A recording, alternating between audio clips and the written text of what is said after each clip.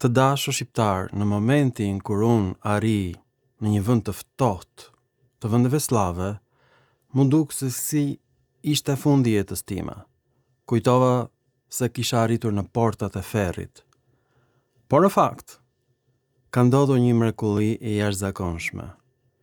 Duke mësuar gjuhën slave nga nevoja për të jetuar, unë mësoj për fjalën 3 në gjuhën slave, që në numrin shumës është troje, ose në gjuhën slave kishtare trojica. I thoni vetëm treshit, por i thon trinitis, kryqit të shenjtë. Dhe tani ç'a ndodh? Në internet u mbledh fjalët e gjuhës arbëreshe dhe më dalin 2 dialekte të mëdha. Në një dialekt thuhet që Trualli është vend i shenjtë i Kishës. Sheshi i Kishës. Kjo është fjalë shqipes gjithashtu. Dhe në numrin shumës është troje. Dhe ngjan shumë me fjalën slave troj, që do të thotë vend i shenjtë Trinitia. Por kujtova se ndoshta është ndonjë rastësi. Në gjuhën arbëreshe thuhet trolli i Kishës, por në shumës thuhet Kjaca ka troj. Fjalë për fjalë sheshin nga trojet. Në numrin shumës. Në italisht është via Trinita, udha e Trinitis. Në gjuhën slave është pra gjithashtu Trojica, Trinitia. Dhe për fat keq, bashkë me arbëreshët të quajtur Arbanasi nga Dalmacia, kanë ikur nga Dalmacia edhe kroat. Dhe ato i thon Trojica. Pikërisht të njëjtit shesh të arbëreshëve. Kjaca ka troj. Sheshi nga troj. Troj pra është numri shumës, treshit. Por ne nuk e kemi këtë fjalë në shqip. Pra, gjuha arbëreshe në Itali e ka marrë këtë nga kroatët në Itali që ikën bashkë me arbanasët. Çmenduri kjo që ka ndodhur. Të duket si e pamundur. Mirë po e njëjta fjalë ka hyrë në gjuhën vlehe, Trojica, vlehet e din shumë mirë, edhe në gjuhën rumune, Trojica i thon Trinitis.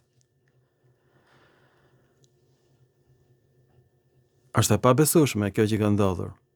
Pra ka hyrë kjo fjalë në mënyrë të pavarur në gjuhën rumune. Troj dhe Trojica, Trinitia, treshi në shumës. Ndërkohë që arbëreshët këtë kanë marrë nga serbët në Itali, në Molizë. Kjo fjalë bëhet nga numri shumës troje, ose më saktë treshët, Trinitia, bëhet fjalë shqipes, trolli. Kthehet nga shumësi në njëjës. Singularizohet. Kjo që ka ndodhur nuk e gjen dot inteligjenca kompjuterike në botë, dhe për fjalën truall janë bërë libra, janë bërë kumtesa, ka folur Majri, Pederseni, Jokli. Dhe unë kam shpjeguar fjalën truall me origjinë nga greqishtja, se kështu mendonte edhe Jokli. Jo, vjen nga gjuhë slave. Trojica do të thot pikërisht Trinitia, rruga e shenjtë, trualli i Kishës. Kur ta shikojnë këtë film akademikët e shkencave të Shqipërisë, do shkulin flokët. Do shkulin flokët edhe ata akademik në Universitetin e Leidenit, më të mirit në botë, ku thuhet që shqiptarët vijnë nga thethi. Por në tekst është që nuk vijnë nga Shqipëria, vijnë nga Malizi, sepse Plini i Vjetër thotë që ilirët e vërtet kanë jetuar mbi zonën e Shkodrës. mbi thethin. Pra ky u thuhet që shqiptarët vijnë nga thethi, do të thënë që Shqipëria nuk ekziston, që është pronë e Greqisë, e gjithë Shqipëria. Ky është nën teksti. Nuk do thotë që shqiptarët vijnë nga thethi, do thotë që gjoja shqiptarët vijnë nga Mali i Zi. Por nga më zbuluar që të gjitha fiset ilire në Malin e Zi janë greke. Jo vetëm kaq, fiset Veneti deri në Itali e quajnë veten grek. Në bishkrimet e tyre. Pra shqiptarët nuk vijnë nga thethi, absolutisht fare. Gjuha shqipe është e mbushur me huazime. Dhe kjo fjalë ka ardhur nga arbëreshët e Italisë, që kanë marrë nga serbët atje dhe kroatët, që kanë shkuar mbas pushtimit turk, pra është fjalë e shekullit të 15. Merrni frymë thellë. Nuk është fjalë e lashtë, e truallit. Madje shumë shqiptarë mendojnë që kjo lidhet me fjalën troja. Troja mendojnë ata. Jo shqiptari Driloni vjen nga fjala Trojica, via Trinitis në serbisht, Troj në gjuhën arbreshe, singularizohet në truall dhe trolli, dhe emrat në gjinin mashkullor në Shqip janë krijuar një lloj si në gjuhën siciliane. Do shikoni filma të tjerë të mi. Do shikoni filmin për fjalën krimni, që vjen nga gjuha siciliane krimini, nga gjuha latine krimen, i thon krimit.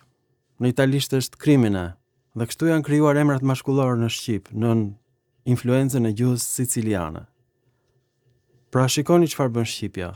Merr element të gjuhës siciliane, merr element të gjuhës italiane, merr elemente të gjuhës rumune, merr elemente nga serbishtja në Itali, e folën në Molizë, dhe mblidhen të gjitha këto fjalë dhe krijohet gjuha jonë e bukur shqipe.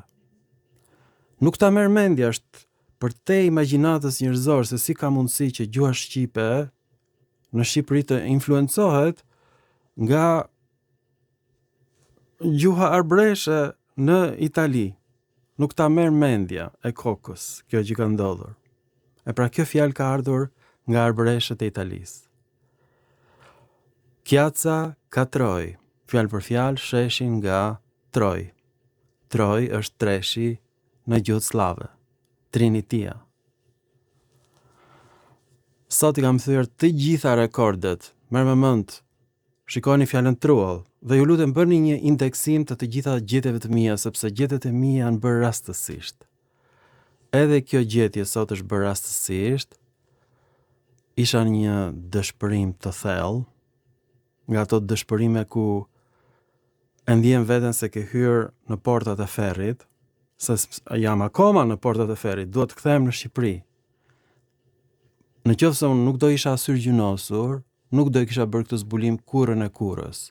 Pra duhet ta mësosh mirë gjuhën polake, çeke dhe pak serbe. Është një dialekt sorbian këtu në Poloni, ngjashme me serbishten, po jo kopje. Dhe po ti mësosh të gjitha këto dialekte slave mirë, të studiosh pak edhe slavishten kishtare, fillon dhe e kupton lidhjen e shqipes, fjalët të huazuara nga gjuhët slave. Pra kjo është të huazuar nga gjuhë slave, por jo në Shqipëri, jo pranë Serbisë, por në Itali, arbreshët kanë patur gjiton ose komshi kroat, të ardhur nga Kroacia, që i quajnë shqiptarët arbanasi, arbëresh. Kjo tregon që ky është një emër shumë i lashtë. Pra, gjuha serbe dhe kroate tregon që Arvanitas ka ardhur nga arbanasi, arbëneshi.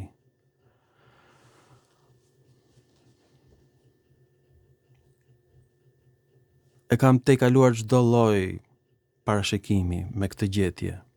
Nuk e bën dot inteligjenca kompjuterike, as njeriu, as pedagogu që thotë që shqiptarët vijnë nga thethi. Pra shikoni që pedagogët austriak janë dembel.